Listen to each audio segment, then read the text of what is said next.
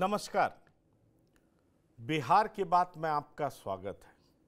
मैं हूं पंकज कुमार। इस खास पेशकश में मैं आपके साथ चर्चा करूंगा कि दरअसल अभी भी बीजेपी का एक बड़ा तबका है जो नीतीश कुमार पर भरोसा नहीं कर पा रहा है। जी हां, अगर आप उनसे बात करेंगे तो ऑफ द रिकॉर्ड वो कई तरफ इशारा करते हैं। सवाल ये उठता है कि क्या नीतीश कुमार वाकई अब भरोसे के लायक नहीं है, जबकि नीतीश कुमार अपनी पुरानी 2 बार की जाने वाली गलतियों के बारे में बार बार चर्चा करते हैं और कहते हैं 2 बार गलती हो चुकी, अब नहीं होगी। लेकिन सवाल यह उठ रहा है कि कई आयोगों, कई बोर्ड के अध्यक्ष को चुना जाना है, उसका गठन होना है और अभी भी गठन हो नहीं पाया है। और जब तक यह गठन नहीं होता है, बीजेपी के कई बड़े नेता नीतीश कुमार के इस मूव को आसानी से नहीं देख रहे हैं। उनको लग रहा है कि निश्चित तौर पर नीतीश कुमार के दिमाग में कुछ ना कुछ चल रहा है और इसीलिए बोर्डों का गठन हो नहीं रहा है। कई बड़े नेता ये कहते हैं, अगर प्रदेश इकाई के बड़े नेताओं से आप बात करें तो कई नेता ये कहते हैं कि अगर अगले 1 महीने में यह सब नहीं होता है तो निश्चित तौर पर दाल में कुछ काला है। और इसी बीच जब जेडीयू ये बात करने लगती है कि जेडीयू बड़े भाई की भूमिका में बिहार में चुनाव लड़ेगी, तो बीजेपी के नेताओं के मन में शक कहीं और ज्यादा बढ़ जाता है। वजह यह है कि 2020 में जेडीयू 43 सीट पर सिमट गई थी, वहीं बीजेपी 75 का आंकड़ा टच कर गई थी। इसके बावजूद अगर जेडीयू ये कहती है कि जेडीयू बड़े भाई की भूमिका में रहेगी, तो निश्चित तौर पर बीजेपी के कई नेताओं के मन में बहुत कुछ घूमने लगता है। सवाल गंभीर है, इसकी पड़ताल हम करेंगे। आइए पहले सुनाते हैं एक बाइट और बाइट के बाद हम शुरू करेंगे चर्चा, क्योंकि हमारे साथ जुड़ने जा रहे हैं कुछ मेहमान जिनसे हम आपका परिचय कराएंगे और शुरू करेंगे चर्चा।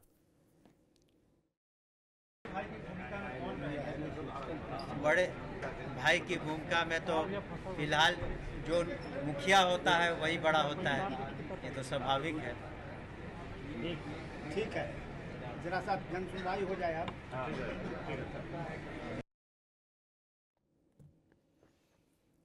चलिए, तो ये बात तो ये कह रहे हैं कि जो मुखिया होता है वही बड़ा होता है, लेकिन मैं हमारे साथ जो जुड़े हैं विनय कुमार जी हैं, पत्रकार हैं, वरिष्ठ पत्रकार हैं, बिहार झारखंड की राजनीति को बखूबी समझते हैं। आपका बहुत स्वागत है। हमारे साथ डॉक्टर संजय कुमार हैं, राजनीतिक विश्लेषक हैं, आपका भी बहुत स्वागत है। हमारे साथ संतोष कुमार जी हैं, राजनीतिक वरिष्ठ पत्रकार हैं, वो भी हमारे साथ जुड़े हैं, आपका भी बहुत स्वागत है। विनय जी, मैं आपके पास आना चाहूँगा। बहुत सारे बोर्ड का गठन होना है और सरकार बने हुए लंबा समय हो चुका है और अभी भी बोर्ड का गठन नहीं हो पा रहा है, और इसको लेकर के प्रदेश इकाई के बड़े नेता सशंकित हैं। कह रहे हैं कि नीतीश कुमार कब क्या करेंगे कहना मुश्किल है, और अगर अगले 1 महीने में बोर्ड का गठन नहीं होता है तो ये आप समझ लीजिएगा कि ये बड़ी परेशानी की बात है। आप इसको कैसे देख रहे हैं? देखिए, इसमें कोई परेशानी की बात नहीं है। बोर्ड निगम का गठन नीतीश कुमार की जब इच्छा होगी तो हो जाएगा। दरअसल होता क्या है कि जब बोर्ड निगम बनने लगता है तो बहुत सारे लोग उसके एस्पायरेंट होते हैं। बहुत सारे लोगों को होता है कि हमारा समायोजन उसमें हो, लेकिन वैसा हो नहीं पाता। इसलिए जो सरकार रहती है वो चाहती है कि इसमें डिले हो, धीरे धीरे, क्योंकि बहुत लोग उम्मीद लगाए रहते हैं, सीमित जगह होती है, इसलिए सरकार टालती है कि कौन नाराज होगा, कौन खुश होगा। कुछ लोग को बनाएंगे तो वो तो खुश होंगे, लेकिन जिन लोगों को नहीं बनाया जाएगा उनमें नाराजगी होगी। इसलिए सरकार अमूमन राज्यों में आप देखिएगा, झारखंड में देखिएगा, बिहार में देखिएगा, अन्य राज्यों में भी देखिएगा कि बोर्ड निगम का गठन समय पर नहीं हो पाता है। इवन हाईकोर्ट के निर्देश, झारखंड में तो हाईकोर्ट के निर्देश पर भी गठन नहीं हो पा रहा है। बार बार हाईकोर्ट का निर्देश है नहीं, पर मैं आपको बताऊं जिस तरीके से वक्फ संशोधन बिल को लेकर के ललन सिंह ने समर्थन किया और बाद में जेडीयू के कई नेता नाराज दिखे। कहा यह जाने लगा कि नीतीश कुमार भी नाराज हैं। कहा यह जाने लगा कि अच्छा किया जेपीसी में भेज दिया गया। अब ये बात अंदर खाने उठ रही है कि भाजपा के हिस्से में आना है किसान आयोग, सवर्ण आयोग, अनुसूचित जाति आयोग, अनुसूचित जनजाति आयोग, बाल श्रमिक आयोग, सुन्नी वक्फ बोर्ड, पिछड़ा वर्ग आयोग, युवा आयोग, व्यापार आयोग एवं संस्कृत शिक्षा बोर्ड। संतोष कुमार जी, आप हमारे साथ जुड़े हैं। बाल आयोग का तो गठन नहीं, पंकज जी, बाल आयोग का तो गठन हो गया। अमरदीप उसके अध्यक्ष बने हैं, उसमें कई सदस्य भी नहीं, ठीक है, ठीक है, मैं वही कह रहा हूं, ये भाजपा के हिस्से का आयोग है। पर भाजपा के, अभी भी मैं वही कह रहा हूं, प्रदेश इकाई के कई बड़े नेता सशंकित हैं। मैं आपको बता रहा हूं, जब भी, वैसे नीतीश कुमार बार बार कह रहे हैं पहले हम 2 बार गलती की, अब इधर उधर जाने वाले नहीं हैं। संतोष कुमार जी हमारे साथ हैं, वरिष्ठ पत्रकार हैं। क्या नीतीश कुमार फिर भी ट्रस्टवर्दी नहीं है? और इस तरह का जो मूव है वो बीजेपी के नेताओं को ही सशंकित करता है।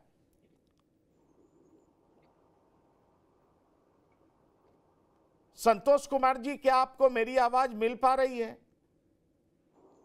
जी जी, मिल रही है आवाज। जी जी सर, बोलें प्लीज। देखिए, राजनीति में विश्वसनीयता की बात वर्तमान समय में नहीं रही, और खासकर नीतीश कुमार जी का तो है कि भाई कब क्या करेंगे उनके अलावा भी नहीं जानता।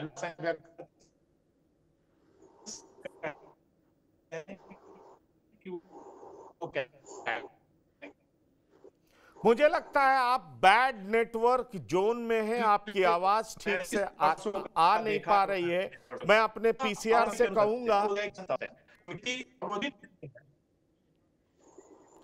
हाँ, मैं पीसीआर से कहूंगा एक बार फिर से आपसे कांटेक्ट करें, आपकी आवाज ठीक से आ नहीं पा रही है। डॉक्टर संजय, ये बात कहीं ना कहीं उठ रही है, और दरअसल ये कहा जा रहा है कि बोर्ड आयोग के गठन में देरी क्यों हो रही है, और कई लोग इसको लेकर के सशंकित हैं। माना यह जा रहा है कि अगले 1 महीने में भी अगर नहीं किया गया तो निश्चित रूप से कहीं ना कहीं नीतीश कुमार के मन में कुछ चल रहा है। देखिए, बीजेपी चाहती है कि जितना जल्दी आयोग का गठन हो जाए, और एक लिस्ट भी लेकर के बीजेपी बैठी हुई है। बहुत दिनों के प्रयास के बाद एक सफलता इनको मिली कि बाल संरक्षण आयोग बना, और इसमें इनके 1-2 सुग्रीव सिंह और राकेश सिंह जैसे कुछ सदस्य आए, जो उनके अध्यक्ष बने हैं। सबको पता है कि किनके वफादार हैं, कौन हैं। तो 7 सदस्यीय एक बाल संरक्षण आयोग, जिसका लिस्ट 3 महीना से बन करके तैयार था, वो 3-4 दिन पहले वो लिस्ट जारी हुआ।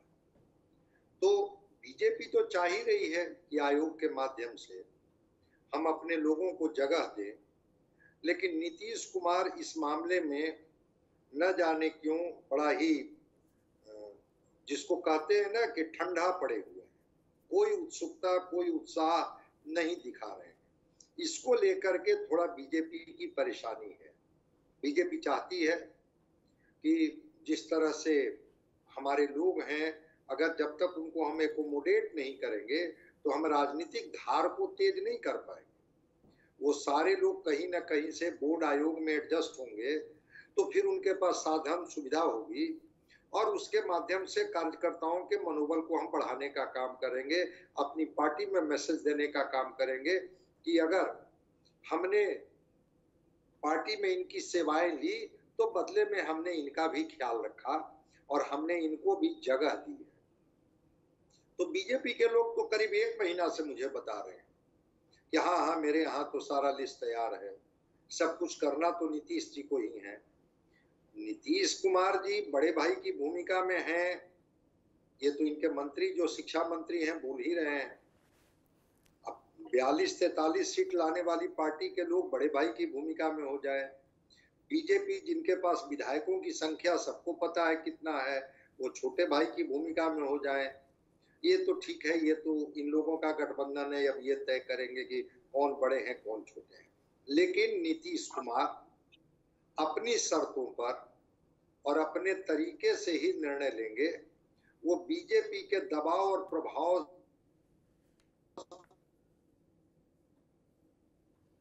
चलिए चौधरी अध्यक्ष पद छोड़ दिया, सम्राट चौधरी को अपनी बाल कटवानी पड़ी, सम्राट चौधरी को पगड़ी उतारनी पड़ी। अब इसके बाद भी कुछ अस्पष्टता रह जाती है क्या कि बड़ा भाई कौन है, छोटे भाई कौन है, और नीतीश कुमार के पीछे खड़े हैं? नहीं, वो सारी बातें ठीक है, लेकिन ये बताइए, बाल कटवाना पड़ा, पगड़ी उतारना पड़ा, वो सारी बातें ठीक है, लेकिन दोनों के बीच में कहीं ना कहीं कुछ बातों को लेकर के संशय तो है। पहले भी नीतीश कुमार 2 बार ऐसा कर चुके हैं, इसलिए प्रदेश इकाई के कई लोगों को संशय है, और प्रदेश इकाई के कई लोग दबी जुबान में ये बात कर देते हैं और कह देते हैं कि 1 महीने के भीतर इसका गठन नहीं हुआ तो मान लीजिए कि नीतीश कुमार के मन में कुछ ना कुछ चल रहा है। अब सवाल उठता कि कितनी बार नीतीश कुमार पलटेंगे? संतोष कुमार जी, मैं आपसे ये पूछना चाह रहा हूं सर, कितनी बार पलटेंगे नीतीश कुमार जी? और अगर 2 घटक दलों के बीच में संशय होता है, जिसकी एक बड़ी वजह यह भी बताई जा रही है कि प्रशांत किशोर जितने आक्रामक आरजेडी और जेडीयू के खिलाफ हैं, बीजेपी के खिलाफ नहीं है, तो ये वजह भी बताई जा रही है कि पहले जिस तरीके से चिराग पासवान ने नुकसान पहुंचाया था जेडीयू को, इस बार प्रशांत किशोर नुकसान पहुंचा देंगे, इसलिए जेडीयू सशंकित है। यह भी एक लॉजिक दिया जा रहा है, और इसीलिए नीतीश कुमार बोर्ड और आयोग का गठन नहीं कर रहे हैं, देरी कर रहे हैं, कदम फूक फूक कर चल रहे हैं। देखिए, नीतीश कुमार की शंका वाजिब है। जो 2020 के चुनाव में जो हुआ था कि जहां जहां जेडीयू का कैंडिडेट था वहां चिराग पासवान ने कैंडिडेट दिया था, और बीजेपी के 2 सीटों पर दिया था, बाकी जगह नहीं दिया था। तो जेडीयू का जो बीजेपी का वोट बैंक था वो जेडीयू को नहीं मिलके लोजपा कैंडिडेट को मिल गया, तो जेडीयू तीसरे स्थान पे चली गई। और अभी जो राजनीतिक गलियारे में चर्चा है प्रशांत किशोर पांडे के बारे में कि वो जो खर्च कर रहे हैं, जिस रफ्तार से पैसा बताया जाता है कि लगभग उनका पर डे का 2 करोड़ एवरेज खर्च है, 700-800 स्टाफ उनका पेड स्टाफ जॉब कर रहा है। इसके अलावे हर जिले में उनके 10 गाड़ी चल रहे हैं, 10 होटल में रूम बुक है। तो इतना खर्च हो रहा है, तो लोगों को ये आशंका है राजनीतिक गलियारे में, जदयू के लोग भी ये बताते हैं कि भाई ये पैसा भाजपा के द्वारा ही कहीं दिया जा रहा है, कहीं फिर भाजपा वही गेम तो नहीं खेल रही है नीतीश जी के खिलाफ। तो नीतीश जी इसी बात को लेकर सशंकित है, और वो जान रहे हैं कि एंटी इनकम्बेंसी अगर कोई भी एक फैक्टर खड़ा हो जाएगा, जहां भी अपर कास्ट का कैंडिडेट, अगर जहां जेडीयू का कैंडिडेट है वहां दे दिया जाएगा, तो निश्चित तौर पर अपर कास्ट का कुछ 25% वोट ही या 50% वोट वो प्रशांत किशोर पांडे की पार्टी को मिल सकता है, या उसमें चिराग पासवान भी प्रशांत किशोर के साथ आ जाए तो उसका नुकसान हो सकता है। तो नीतीश जी इस बात को लेकर के सशंकित है कि और बिहार की जो पॉलिटिक्स है, बिहार में अगर एकजुट हुआ एनडीए, एकजुट होकर लड़ेगा तो नीतीश जी निश्चित तौर पर सफल होंगे। एकजुट अगर लोजपा, जदयू और भाजपा तीनों अगर गोलबंद रहा तो नीतीश जी फुल प्रूफ तैयारी के साथ रहना चाहते हैं। और अभी तक जब नीतीश जी के बारे में बोला जाता है कि वो बार बार पलटी मारते हैं, कितनी बार पलटी मारेंगे? तो जितनी बार भी पलटी मारे हैं, या राजनीति में जो भी उन्होंने कदम उठाया है तो उसमें उन्हें तो हर बार सफलता प्राप्त हुई है। अगर 2014 की एक बार की बात छोड़ दी जाए तो उनके हर कदम में उनको सफलता मिली है। 2015 में लालू प्रसाद के साथ जाना हो, या फिर दोबारा लालू प्रसाद के साथ जाना हो, या फिर लालू प्रसाद को छोड़ के फिर भाजपा के साथ जाना हो, तो हर बार उन्हें सफलता मिली है। तो कोई कुछ भी बोले, नीतीश जी यही कहते हैं कि बोलने से क्या होता है, पलटू राम कहेगा ज्यादा से ज्यादा, लेकिन सफलता आपको सत्ता में बने रहना। तो उस राजनीति का मूल मंत्र होता है कि सत्ता में बने रहना। तो नीतीश जी पर भले ही ये आरोप लग गया है कि वो पलटू राम हो गए, लेकिन सत्ता में बने रहने के लिए आप भारतीय जनता पार्टी को भी देखिए, कितने दलों से गठबंधन की भाजपा ने किया है, चाहे लालू प्रसाद ने भी कितने दलों से गठबंधन किया। कोई भी राजनीतिक दल है सत्ता के लिए कुछ भी करते हैं। तो नीतीश जी बस बदनाम है, लेकिन गठबंधन सारी पार्टियां करती है, सारी पार्टियां दल बदल करके आने वाले को लेती है। अंतर यही है नीतीश कुमार का कि हर बार इस्तीफा देकर शपथ मुख्यमंत्री का वही लेते रहे हैं। यह काम और किसी राजनेता ने नहीं किया है, इसीलिए नीतीश जी को पलटूराम कहा जाता है। और यही वजह है नीतीश जी अभी फूंक फूंक कर कदम उठा रहे हैं, बोर्ड निगम का गठन अभी नहीं कर रहे हैं। लेकिन मुझे लगता है कि भारतीय जनता पार्टी अंत उन्हें मनाएगी, और अभी वर्तमान समय में मुझे नहीं लगता है कि नीतीश जी जल्दी बाहर जाएंगे। हम यही सुनना चाह रहे थे आपसे। दरअसल मुझे लग रहा था कि क्या इतनी जल्दी जल्दी पलटी मारना कोई स्मार्ट मूव होगा क्या, एक इतने सीजन्ड पॉलिटिशियन द्वारा इतना जल्दी पलटी मारना। लेकिन हाँ, ये भी तो बात है कि नीतीश जी कब क्या करेंगे, वो भी चौंकाने वाले फैसले लेते हैं, और जो फैसले लेते हैं उसमें सफल भी होते हैं। और आपने सही कहा कि सफलता का पैमाना क्या है, सत्ता में बने रहना। सत्ता में वो बने रहते हैं, भले ही डब्बा चेंज हो जाए, इंजन तो वही रहते हैं ना। और डब्बे के रूप में चाहे आरजेडी आए चाहे बीजेपी आए, क्या फर्क पड़ता है। मुख्यमंत्री के तौर पर तो शपथ उन्हीं को लेना है, ये सवाल उठता है। लेकिन दूसरा सवाल ये भी उठ रहा है विनय जी कि क्या 2020 के परिणाम के बावजूद जिस तरीके से उपेंद्र कुशवाहा लोकसभा चुनाव के आंकड़ों का हवाला दे रहे हैं, वो कह रहे हैं कि 243 विधानसभा सीटों में अगर लोकसभा का आंकड़ा देखा जाए, 17 में बीजेपी लड़ी 12 जीती, 16 में जेडीयू लड़ी 12 जीती, तो ये कह रहे हैं उमेश कुशवाहा कि हम 74 सीटों पर जीते हैं, भाजपा 68 पर जीती है, एलजेपी 29 पर जीती है, और हम 6 सीटों पर जीती है। यानी कुल मिलाकर के आंकड़ों के मुताबिक 177 सीटों पर एनडीए जीत रहा है। लेकिन ये कह दे रहे हैं कि हम 74 सीटों पर जीते हैं, मतलब हम बड़ा भाई हैं और इसलिए बड़े भाई के नाते हमें ज्यादा सीटें मिलनी चाहिए। वो 2020 का हवाला नहीं दे रहे हैं।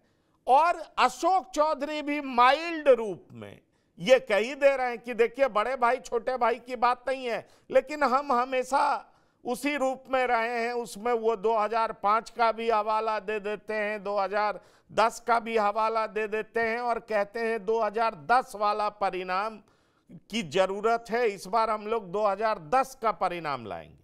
क्या आपको लगता है कि जेडीयू के भीतर कहीं ना कहीं खिचड़ी पक रही है कि बीजेपी अब ऐसी स्थिति में है कि उस पर दबाव बनाया जाए और हम बड़े भाई की भूमिका में बिहार में रहें?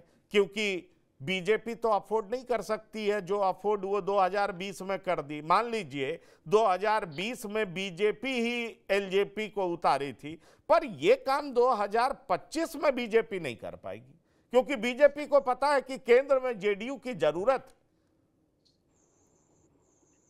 नहीं, देखिए, जहां तक संतोष कुमार यादव कह रहे थे कि अभी नीतीश कुमार नहीं बदलेंगे, ये नीतीश कुमार के बारे में ऑथेंटिक रूप से कोई भविष्यवाणी नहीं की जा सकती कि नीतीश कुमार कब क्या करेंगे, क्योंकि नीतीश कुमार राजनीति को बहुत अच्छी तरह से समझते हैं और वो जानते हैं कि कब कौन कदम हमको उठाना चाहिए। अगर जहां ज्यादा लाभ उनको नजर आएगा वहीं वो रहेंगे। दूसरी बात जो आप कह रहे हैं कि पिछले लोकसभा चुनाव में कितना सीट मिला, तो उसमें तो निश्चित रूप से जदयू को ज्यादा सीट मिला, और जदयू को ज्यादा सीट मिला इसके कारण जदयू क्लेम करता है, क्योंकि 2020 के पैमाना को नहीं माना जा सकता है कि 43 सीटें, किन कारणों से जदयू की सीटें घटी, उन सीटों उन बातों की चर्चा करना उचित नहीं है, क्योंकि उस समय सब लोग जानते हैं कि चिराग पासवान जदयू के खिलाफ लड़े थे, तो इसके कारण जदयू की सीटें घटी थी। लेकिन पिछला जो विधानसभा, कोई भी जब तालमेल होता है या कोई भी चुनावी विश्लेषण होता है, तो लास्ट में जो चुनाव होता है उसके आधार पर ही उसका विश्लेषण किया जा सकता है। तो निश्चित रूप से जो लोकसभा का चुनाव हुआ 24 में, उस चुनाव में जदयू को विधानसभा वाइज सबसे ज्यादा सफलता मिली, तो इसलिए बड़े भाई का दावा जदयू का तो स्वाभाविक बनता है। भारतीय जनता पार्टी शुरू से बड़ा भाई मानती रही है, कोई आज नई बात नहीं है। जब 2000 में भी 7 दिन के लिए मुख्यमंत्री बने थे नीतीश कुमार, तो उस समय भी नीतीश कुमार की पार्टी की संख्या कम थी, बावजूद उनको मुख्यमंत्री बनाया गया था। आडवाणी जी ने उनको मुख्यमंत्री बनाया था, जबकि उनसे ज्यादा भारतीय जनता पार्टी के विधायक थे। तो शुरू से भारतीय जनता पार्टी नीतीश कुमार को आगे करके राजनीति कर रही है, और आज भी नरेंद्र मोदी का बहुत अच्छा ट्विनिंग नीतीश कुमार से और नीतीश कुमार का अच्छा ट्विनिंग नरेंद्र मोदी से। और उसका प्रमाण है कि 12 बजने के बाद ही नीतीश कुमार जन्मदिन की मुबारकबाद देते हैं प्रधानमंत्री को। आप समझ सकते हैं कि कितना बॉन्डिंग दोनों के बीच है, प्रधानमंत्री नरेंद्र मोदी और नीतीश कुमार के बीच।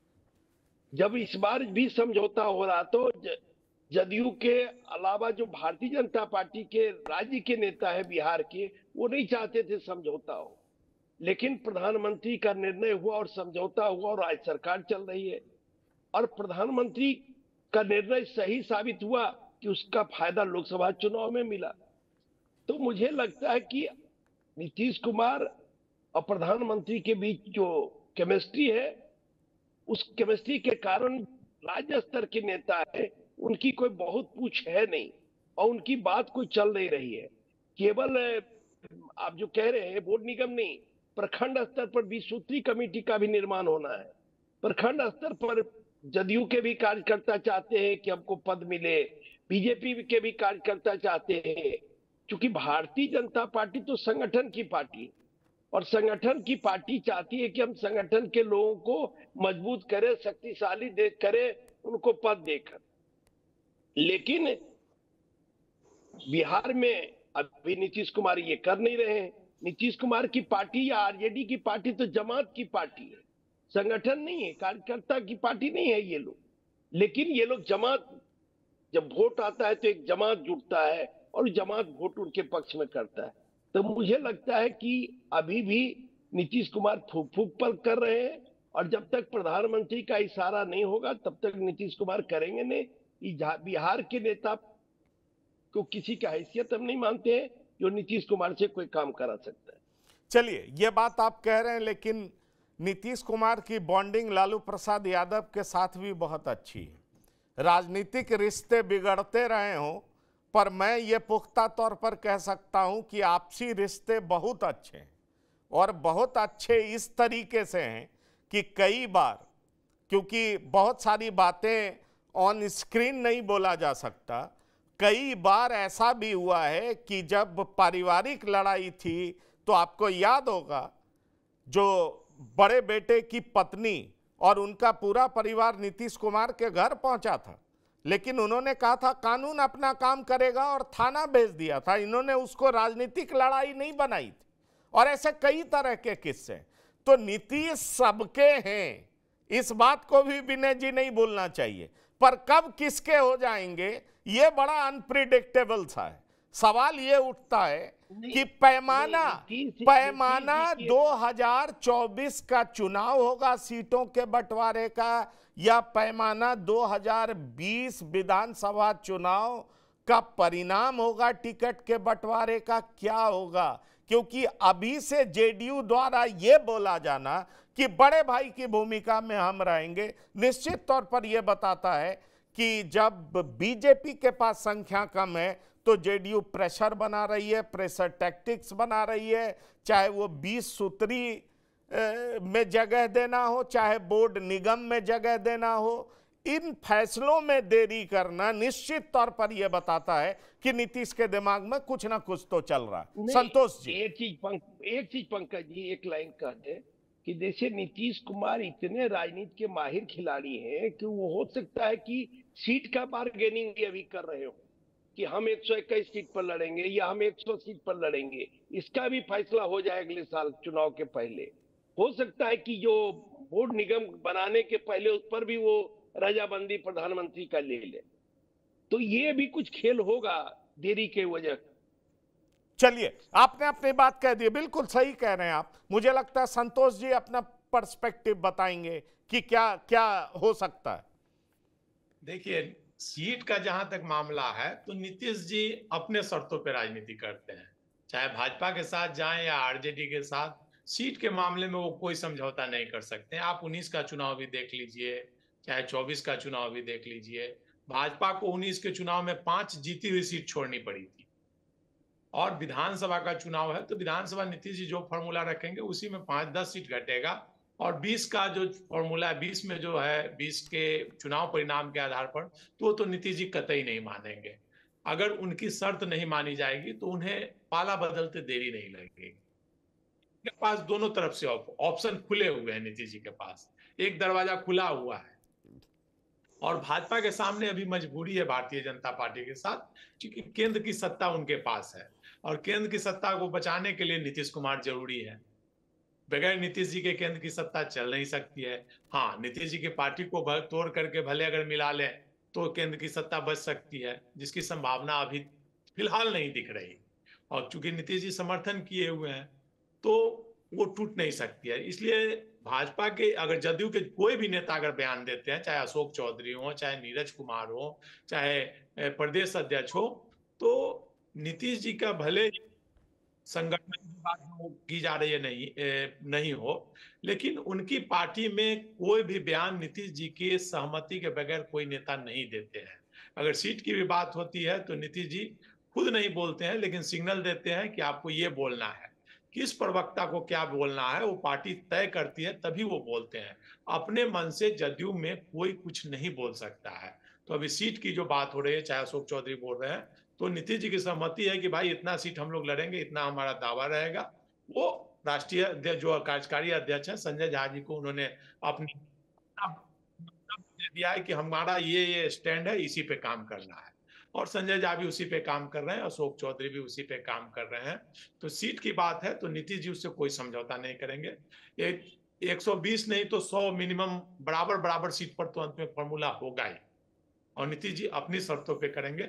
वो भाजपा कुछ भी बोलते आप बिल्कुल ठीक कह रहे हैं, लेकिन 2010 याद कराया जा रहा है, और 2010 याद कराने का गंभीर मायने भी है संतोष जी, क्योंकि 2010 में जदयू 141 सीट पर लड़ी थी और बीजेपी 102 सीट पर लड़ी थी, ये जान लीजिए। हाँ, और जबकि 2020 में जदयू 115 सीट पर लड़ी थी और बीजेपी 110 सीट पर लड़ी थी।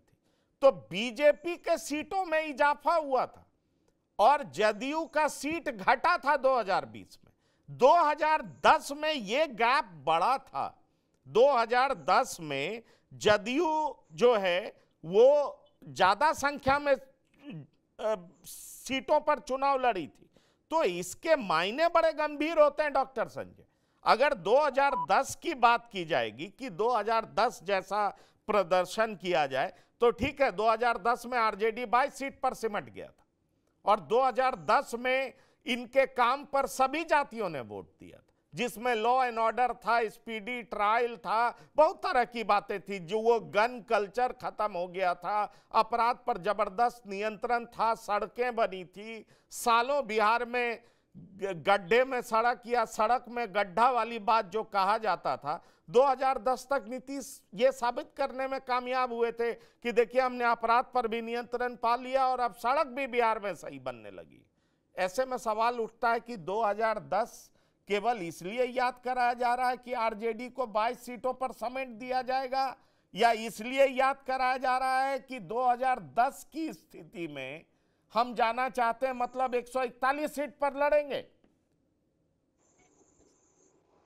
नहीं, ठीक है, नीतीश कुमार जी 141 पर लड़े, 143 पर लड़े, लेकिन 2005 से 10 का जो आपने टाइम फ्रेम बताया, कालखंड बताया, जो बदलाव दिखा था, जो कहीं बिहार ठहरा हुआ था, बिहार पर जो बदनामी का दाग था, नरसंहारों का दौर चल रहा था, संगठित अपराध बिल्कुल दिख रहे थे साफ साफ, उस पर इन्होंने कहीं ना कहीं से विराम लगाई थी और इसका लाभ इनको 2010 के चुनाव में मिला था।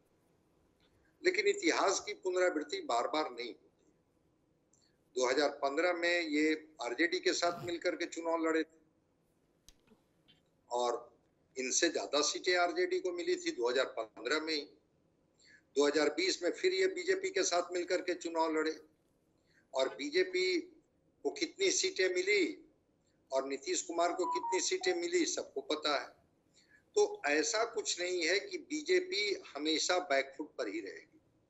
हाँ, नीतीश कुमार एक फैक्टर हैं, और जो कह रहे थे कि प्रधानमंत्री जी नहीं चाहते हैं, ये नहीं चाहते हैं, परिस्थितियां जो इनके नजदीक के अधिकारी हैं, उन अधिकारियों पर जिस तरह से दबिश बीजेपी के लोगों ने बढ़ाई है, सरकार ठीक है वो कार्रवाइयां तो एजेंसी करती हैं, लेकिन उन एजेंसियों की जब नजर पड़ी, वह भी कहीं ना कहीं से जेडीयू को थोड़ा संतुलित किए हुए। तो हमेशा बार्गेनिंग और हमेशा ये नहीं चलता है। नीतीश कुमार पर अब कई तरह के विराम के आरोप भी हैं कि एक ठहरा हुआ विराम बिहार के प्रतिनिधि के तौर पर नीतीश कुमार अब दिख रहे हैं। तो वो नीतीश कुमार जो कभी बदलाव के वाहक होते थे, वो नीतीश कुमार हर जगह, शिक्षा हो, चिकित्सा हो, मैं तो बिहार में ही रहता हूँ ना, हायर एजुकेशन कोलैप्स हो गया। गवर्नमेंट स्कूल की क्या स्थिति है सबको पता है। कोई एक ऐसा हॉस्पिटल आज तक बन पाया क्या बिहार में जहां वीआईपी का ट्रीटमेंट होता हो, कि जहां मंत्री लेवल तो छोड़ दीजिए, विधायक जी भी जाकर के इलाज कराना चाहते हो। ये तो जो जरा भी जो सक्षम होता है वो प्राइवेट हॉस्पिटल की तरफ चला जाता है। तो शिक्षा और चिकित्सा में जो बदलाव हुआ वो बिहार अभी देख रहा है। तो ऐसा कुछ नहीं है कि नीतीश कुमार जी, हाँ ठीक है, एक सोशल इंजीनियरिंग की बात की जाती है कि एक सामाजिक समीकरण है, और वो समीकरण में जिसके साथ नीतीश कुमार खड़े होते हैं, वो समीकरण जब उनके साथ हो जाता है तो उनकी जीत हो जाती है या वो पार्टी बहुमत में आ जाती है। मैं भी सहमत कि हाँ, एक सोशल इक्वेशन अभी इनके साथ खड़ा है। लेकिन 2010 के नीतीश कुमार को 2024 के नीतीश कुमार से अगर हम तुलना करें तो नीतीश कुमार काफी पिछड़ गए, लॉ एंड ऑर्डर से लेकर के, और जो कई सवाल जो सीधे सीधे खड़े हो रहे हैं, उन सवालों को लेकर के ये घिरते हुए दिख रहे हैं। तो क्या बीजेपी ये इनके बार बार दोहराने से कि 10 वाली बात या 15 वाली बात का ही चर्चा ये करेंगे, और 22 पर कोई सिमट जाता है या कोई सत्ता में आ जाती है पार्टी, ये तो जनता तय करती है। तो लोकसभा के चुनाव में आपने देखा इस चीज को, 176 सीटों का आंकड़ा आया है कि उसमें एनडीए को बढ़त मिली है। अब वो 176 सीट को जरा बाइफरकेट कर लीजिए कि कितनी सीटों पर बीजेपी को बढ़त मिली और कितनी सीटों पर जेडीयू को बढ़त मिली, कितनी सीटों पर मांझी जी को बढ़त मिली, कितनी सीटों पर चिराग को बढ़त मिली, उसका एक कैलकुलेशन आने दीजिए। तो ऐसा नहीं है कि नहीं, उसका कैलकुलेशन संजय जी उमेश कुशवाहा दे रहे हैं। उसका कैलकुलेशन ये है कि 74 पे जेडीयू को, 68 पे बीजेपी को, 29 पे एलजेपी को और 6 पे मांझी जी को। और इसीलिए उमेश कुशवाहा कह रहे हैं कि हम बड़े भाई की भूमिका में रहेंगे, और उसी को अशोक चौधरी सब्सटेंशिएट भी कर रहे हैं। सवाल यह है कि अशोक चौधरी का कहने का तरीका माइल्ड है, उमेश कुशवाहा ब्लंटली कह रहे हैं, पर 2010 और 2020 में बड़ा फासला है। बड़ा फासला इसलिए है क्योंकि 2010 के जो नीतीश कुमार थे वो 141 सीट पर लड़ते हैं और बीजेपी 102 सीट पर लड़ती है। और जहां तक 2020 का सवाल है, तो 2020 के चुनाव में जदयू जेडीयू 115 पर लड़ती है और बीजेपी 110 पर लड़ती है। 110 पर लड़ करके बीजेपी 74 सीटें जीतती है, 115 पर लड़ करके जो है ये जेडीयू 43 पर सिमट जाती है। तो मैं विनय जी यही आपसे पूछना चाह रहा हूं कि स्थिति जब इस तरह की हो तो आपको क्या लगता है कि अभी जो केंद्र में जो सरकार का स्वरूप है, इसको देखते हुए जेडीयू दबाव बनाएगी कि हमें 2010 वाली स्थिति के अनुसार सीटें दे दीजिए क्योंकि हमने लोकसभा में बेहतर परफॉर्म किया है?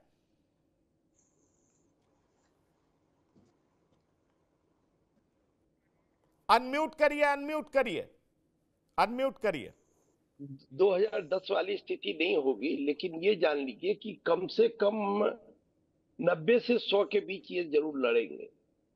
जो स्थिति बन रही हो सकता है 100 हो सकता है 95-96 हो, इसी आसपास में जदयू और बीजेपी को लड़ना पड़ेगा इस बार, क्योंकि आपको चिराग पासवान को भी टिकट सीट देना है, आपको मांझी जी को भी सीट देना है, आपको उपेंद्र कुशवाहा को भी सीट देना है, तो सीटों का सामंजस्य जरूरी है। अब मुझे लग रहा है कि कहीं न कहीं नीतीश कुमार अभी से ही इसकी तैयारी कर रहे हैं, क्योंकि ये लोग जानते हैं कि भारतीय जनता पार्टी के दबाव से भी ये लोग पूरी तरह हुआ, इनको नॉलेज है उसके बारे में, उसकी जानकारी है कि भारतीय जनता पार्टी अंतिम समय में दबाव भी बनाती है। तो अगर पहले से सारी चीजें तय हो जाए, जदयू को भी अगर पहले से बता दिया जाए कि भाई आपको इतना सीट लड़ना है, तो भारतीय जनता पार्टी से फिर अपना जदयू अपना अलग बेस बनाकर उन सीटों पर अपने को मजबूत करने का काम करेगा। लेकिन मुझे लगता है कि अभी भी ये तय नहीं हो पाया है कि कितनी सीटों पर, और चिराग पासवान भी चाहते हैं कि भाई मेरे साथ भी न्याय संगत हो, हमारी भी ताकत ज्यादा, ठीक है हमको लोकसभा में 5 सीट मिला, हम 29 सीट पर आगे रहे, लेकिन हमारा ताकत ज्यादा है, हमको 40-45 सीट कम से कम मिलना चाहिए। दावा तो ज्यादा ये लोग करते हैं मिलना चाहिए, लेकिन मुझे नहीं लगता है कि बहुत ज्यादा सीटें उनके लिए इस गठबंधन में है। मांझी जी की भी ताकत है, मांझी जी कहेंगे अगर भाई चिराग को उतना मिल रहा है तो हमारा भी ताकत है, हम भी एक वर्ग को प्रतिनिधित्व करते हैं, हमको भी चाहिए। उपेंद्र कुशवाहा जिनके बारे में आप जानते हैं, कुशवाहा समाज के बड़े नेता हैं, उनका फैंस फॉलोवर है और उनकी एक पहचान है, मृदुभाषी है, मिलनसार है, संगठन की क्षमता उनमें है, तो वो भी अब राज्यसभा में चले गए और अगली बार जानते हैं 2 साल के लिए ये टर्म है इनका, तो 26 में इनका रिन्यूअल भी राज्यसभा का होना है। तो अगर इनके ज्यादा विधायक नहीं जीत के आएंगे तो फिर इनके रिन्यूअल का भी खतरा रहेगा, तो ये भी ज्यादा से ज्यादा सीटें चाहेंगे। तो इसलिए सीटों को लेकर बिहार में इस बार एनडीए में ज्यादा सिर्फ फुटबॉल की स्थिति है बनिस्पत की महागठबंधन में ये अभी दिक्कत नहीं है। हाँ, महागठबंधन में फिर नीतीश चले जाए तब थोड़ा सा परेशानी हो जाएगी, लेकिन अगर नीतीश कुमार इधर हैं तब महागठबंधन में सीटों को लेकर कोई मारामारी नहीं होगी। महागठबंधन में मारामारी क्यों नहीं होगी? क्योंकि एक बात तो बहुत साफ बाहर निकल रही है कि महागठबंधन में इस बार कांग्रेस को 70 सीटें नहीं दी जाएगी संतोष जी, क्योंकि 70 सीटें दी गई इसीलिए तेजस्वी यादव 12,000 वोट से पिछड़ गए, नहीं तो सत्ता के मुहाने तक तो तेजस्वी पहुंच गए थे और वो मुख्यमंत्री बन सकते थे। सवाल यह है कि क्या इस बार आरजेडी वो गलती करेगी जो 2020 में आरजेडी कर चुकी है? देखिए, आरजेडी की बात है, जहां तक आरजेडी कांग्रेस का, तो वो लालू प्रसाद लास्ट में फाइनल करते हैं, लेकिन मुझे लगता है कि जो लोकसभा चुनाव में सीटों का बंटवारा हुआ है, जितनी जीती सीटें लड़े हैं, उसी के अनुसार विधानसभा में भी लगभग सीटों का बंटवारा होगा और कांग्रेस को 70 नहीं तो 50 सीट तो जरूर ही मिलेगी। कांग्रेस का भी अपना 3 सांसद है कांग्रेस के भी, और कांग्रेस राष्ट्रीय पार्टी है, और पिछले बार भी लोग बोल रहे थे कि 30-40 से ज्यादा नहीं मिलेगा, लेकिन लास्ट में लालू प्रसाद ने 70 सीट कांग्रेस को दी थी। और बिहार की जो स्थिति है अभी, क्योंकि मुस्लिम वोट लालू प्रसाद और कांग्रेस दोनों के साथ है, अगर कांग्रेस अलग लड़ती है तो मुस्लिम वोट छिटकने का खतरा रहता है, इसलिए लालू प्रसाद भी नहीं चाहेंगे कि कांग्रेस अलग हटे, और लालू प्रसाद और भी गठबंधन में अभी जोड़ना चाहते हैं। लालू प्रसाद चाहते हैं चिराग पासवान को भी अपने पाले में करना, उपेंद्र कुशवाहा को भी अपने पाले में करना चाहते हैं, जीतन राम मांझी को भी अपने पाले में करना चाहते हैं। तो अगर गठबंधन में और भी कोई आएंगे तो कांग्रेस की सीटें घटेगी, नहीं तो पिछली बार का जो सीटों का फॉर्मूला था कमोबेश वही में 5-10 सीटों का हेरफेर होगा और लड़ाई वैसे ही होगी लगभग, और ज्यादा सीट तेजस्वी यादव और लालू प्रसाद कांग्रेस को नहीं देंगे, जितना पिछले बार था उसमें और घटेंगे ही सीटें, और कांग्रेस को छोड़ेंगे भी नहीं, क्योंकि वामपंथी दल है, वामपंथी दल को भी सीटें चाहिए, कांग्रेस को भी चाहिए, और नई कोई भी आएंगे तो उनको भी सीट देना होगा। अगर नीतीश कुमार के साथ नीतीश कुमार इंडिया गठबंधन में आ जाते हैं तब तो कांग्रेस की सीटें बहुत ज्यादा घट जाएगी। नीतीश कुमार इंडिया गठबंधन में आते हैं तो कांग्रेस की सीटों की संख्या बहुत ज्यादा घट जाएगी। फिर वो 70 से हो सकता है कि 30-35 पर आ जाए, जैसे 2015 के चुनाव में हुआ था। 100 सीट लगभग लालू प्रसाद, 100 सीट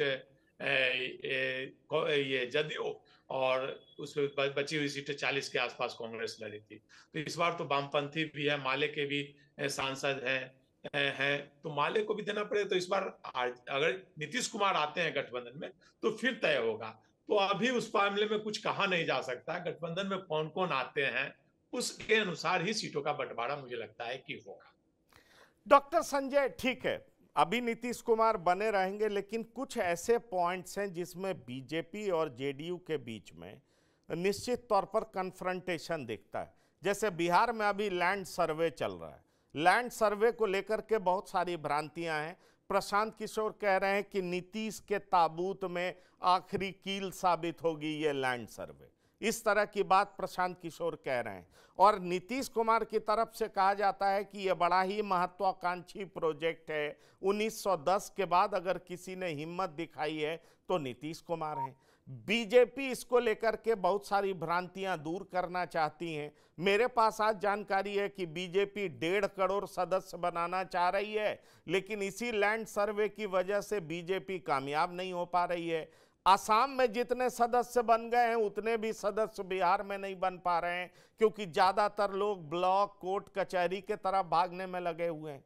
ऐसे में बड़ा सवाल उठता है कि एक तरफ जेडीयू का वक्फ संशोधन बिल को लेकर के स्टैंड, और दूसरी तरफ बीजेपी का लैंड सर्वे को लेकर के ऊहापोह की स्थिति। क्या आपको ऐसी कोई संभावना दिखाई पड़ती है कि कुछ ना कुछ चल रहा है? क्योंकि मुझे तो, जितना मैं राजनीति समझ पा रहा हूं, मुझे तो लगता है बीजेपी हर स्थिति और परिस्थिति में जेडीयू को साथ रख करके चलना चाहेगी, क्योंकि बीजेपी के लिए केंद्र की सरकार बचाए रखना पहली प्राथमिकता है। बिहार में सरकार बने नहीं बने वो दूसरी प्राथमिकता है। नहीं, बीजेपी केंद्र में भी चाहेगी कि सरकार बची रहे और बिहार में भी चाहेगी कि सरकार हमारी बन जाए। नीतीश कुमार को, बिल्कुल मैं आपसे सहमत हूं कि नीतीश कुमार को किसी भी कीमत पर बीजेपी छोड़ेगी नहीं। बीजेपी हर नीतीश कुमार के स्टैंड के साथ खड़ा होगा और नीतीश कुमार इसी मौके का या इसी अवसर का फायदा उठाते रहे। उनको पता है कि बीजेपी कहीं इधर उधर नहीं जाएगी। तो एक लैंड सर्वे वाला मामला तो है, उस पर तो हमने कई बार ये किया है। अब खतियान को लेकर के ही चल रहा है। अब कैथी लिपि में वो खतियान लिखा हुआ है। कैथी लिपि अब कहाँ बच्चे, नई पीढ़ी के लोग तो पढ़ते ही नहीं है। कैथी लिपि के लिए कई जिलों में स्पेशल उनको पढ़ाया जा रहा है कि आप इस लिपि को कैसे पढ़िएगा। पहले पढ़ें, पढ़ने के बाद तब तो चीजें स्पष्ट हो कि वो वंशावली कैसे होगी। वंशावली, हालांकि दिलीप जायसवाल कई बार स्पष्ट करने की कोशिश किए हैं, चूंकि रेवेन्यू मिनिस्टर वही हैं, कि आपको घबराने की जरूरत नहीं है, इसमें कोई टाइम फ्रेम नहीं है, हम इसका निपटारा जब तक समय रहेगा करेंगे। लेकिन उसके बाद भी सर्वे को लेकर के एक शंका, एक संदेह तो है ही और विवाद की स्थिति तो है ही। और वो भी एक सासाराम की घटना थी कि 2 बहन थी, वो पहुंच गई वहां और कही कि नहीं हमारी भी इस हिस्सेदारी है इस जमीन में। तो ये तो विवाद कई जगह होगा ही। प्रशांत किशोर जी के संदेह को मैं सिरे से नहीं नकार रहा कि लैंड सर्वे एक ऐसा मामला है जो उलझा हुआ है। तो चुनाव के वक्त हो सकता है कि कोई ऐसा निर्णय भी सरकार का आ जाए कि कुछ दिन तक के लिए इसको स्थगित कर दिया जाए, फिर चुनाव परिणाम के बाद फिर ये लोग शुरू करेंगे। तो ये संभावना से इनकार नहीं किया जा सकता। वक्फ संशोधन बोर्ड, चूंकि वो मामला जेपीसी में चला गया है और ललन सिंह को अपने पार्लियामेंट में सुना, लेकिन वही ललन सिंह जब पार्लियामेंट से बाहर आते हैं और जब लोग जाते हैं, सिया और सुन्नी बोर्ड के अध्यक्ष नीतीश कुमार से मिलकर के निकलते हैं, तो कहते हैं कि नहीं, उन्होंने भरोसा दिलाया है कि आपके साथ कुछ भी ऐसा नहीं होगा जिसमें आपके हितों की रक्षा नहीं होगी। चूंकि आज भी मुस्लिम जेडीयू के साथ जुड़े हुए हैं, इस सच्चाई को स्वीकार करना होगा। और जेडीयू भी चाहती है कि मुसलमानों का भरोसा हम पर रहे। भाजपा पर तो भरोसा उनका नहीं है, लेकिन जेडीयू पर उनका भरोसा है। तो इस बात को लेकर के कॉन्फ्लिक्ट, दूरियां, थोड़ा एक विचारों के मेल में अंतर दिख सकता है, लेकिन बिल्कुल मैं सहमत हूं जिस तरफ आप इशारा किए कि नीतीश कुमार को इसलिए बीजेपी नहीं छोड़ेगी, वो केंद्र में उनके समर्थन की जरूरत है, इसलिए भी नहीं छोड़ेगी कि उनके बिना बिहार भी बीजेपी नहीं जीत सकती है। अकेले बीजेपी बिहार में लड़के चुनाव जीत जाएगी ऐसा मुझे दिखता नहीं है, चाहे इनकी सांगठनिक धार जितनी तेज हो। फिर मैं उसी सोशल इंजीनियरिंग पर आता हूं कि नीतीश कुमार भले ठहर गए हों, लेकिन ईबीसी वोटर तो इनके साथ खड़ा है। अभी आपने देखा लौकुश समीकरण को साधने के लिए कैसे उपेंद्र कुशवाहा को राज्यसभा और भगवान सिंह कुशवाहा को विधान परिषद में जगह दी गई। रोज जेडीयू कार्यालय में आप देख रहे होंगे कि मिलन समारोह चल रहा है, कोई ना कोई लोग आ रहे हैं और वहां उनका मिलन हो रहा है। तो बीजेपी इस बात को समझती है कि ओबीसी के एक बड़ा नेतृत्वकर्ता के तौर पर नीतीश कुमार है, एक धड़ा है, और यही धड़ा तो जब लालू प्रसाद जी के साथ जब मिल जाते हैं तो फिर बीजेपी किनारे हो जाती है। और बीजेपी ऐसा करके देखी है, जब कांग्रेस लालू प्रसाद जी और ये लोग लड़े थे 2015 में, कांग्रेस आरजेडी और ये, तो 2015 में बीजेपी को कितनी सीटें आई थी सबको पता है। तो बिल्कुल मैं फिर दोहरा रहा हूं कि आपकी बातों से मैं सहमत हूं, नीतीश कुमार की ही शर्तों पर सही, लेकिन बीजेपी किसी भी तरह से नीतीश कुमार को नाराज करने की कोशिश नहीं करेगी। तो चलिए, लेकिन मैं क्विक आंसर चाहूंगा आप सब लोगों से। देखिए 3 बिल है और 3 बिल को लेकर के निश्चित तौर पर बीजेपी और जेडीयू के बीच में माहौल सहज नहीं। एक वक्फ संशोधन बिल, ललन सिंह पार्लियामेंट में जो भी बोले हो, लेकिन जेपीसी में चला गया। दूसरा मैं आपको कहना चाहूंगा कि सुप्रीम कोर्ट का वो जजमेंट कि कोटा विद इन कोटा, जब ये जजमेंट आया तो जेडीयू कहने लगा कि नीतीश कुमार तो पहले ही इसको एग्जीक्यूट कर चुके हैं, लेकिन बीजेपी पीछे हट गई क्योंकि चिराग पासवान कुछ और राग अलापने लगे। और इधर ये लैंड सर्वे को लेकर के निश्चित तौर पर एनडीए में भी बहुत तरह की भ्रांतियां हैं, जबकि नीतीश के लिए ये महत्वाकांक्षी प्रोजेक्ट है। 1910 के बाद नीतीश ही हिम्मत कर पाए कि इसको छू सकें, लेकिन कहीं ना कहीं लग रहा है कि ये प्रयोग बैकफायर ना कर जाए। तो क्या विनय जी आपको लगता है कि इन तीनों बिल के वजह से भी, कानून के वजह से भी नीतीश और पीएम मोदी के बीच दुराव हो सकता है फिर से? नहीं, ऐसी बात नहीं है कि इसके कारण दुराव होगा, क्योंकि नीतीश कुमार रास्ता बनाना जानते हैं। उनको जिसके साथ रहना है, उनकी जहां इच्छा रहती है कि हम रहे, उसके साथ वो रास्ता बना लेते हैं। जब बीजेपी एक तरह से अछूत थी 95-96 में, तब तो नीतीश कुमार बीजेपी के साथ रास्ता बनाने में कामयाब हो गए। उस समय जब समता पार्टी का गठजोड़ हुआ और जब बॉम्बे के अधिवेशन में नीतीश कुमार को जॉर्ज फर्नांडिस भेजे अडवाणी जी के अनुरोध पर, और उस समय एक शिवसेना ही बीजेपी के साथ था, और शिवसेना के साथ भी जब बीजेपी की दोस्ती हुई थी, तो अगर उस समय संस्मरण पढ़िएगा अटल जी का, अटल जी बड़े दुखित थे कि शिवसेना जैसी पार्टी से बीजेपी का गठजोड़ हो रहा है। तो बीजेपी का उस समय ये छवि था, और उस समय से नीतीश कुमार साथ रहे बीजेपी के। तो मुझे नहीं लगता है कि नीतीश कुमार को इस कारण से अलग हो। हाँ, कोई दूसरा कारण उनके मन में हो, या उनका मन कभी कभी डोलता है। और एक समाजवादियों के बारे में कहा जाता है कि 2 साल से ज्यादा वो कहीं स्थिर रह नहीं पाते हैं, तो अगर उसके कारण कहीं डोले तब तो हम नहीं कह सकते हैं, वरना अभी नीतीश कुमार का मन नहीं डोलना चाहिए। लेकिन नीतीश कुमार क्या करेंगे इसकी भविष्यवाणी भी करना मुश्किल है।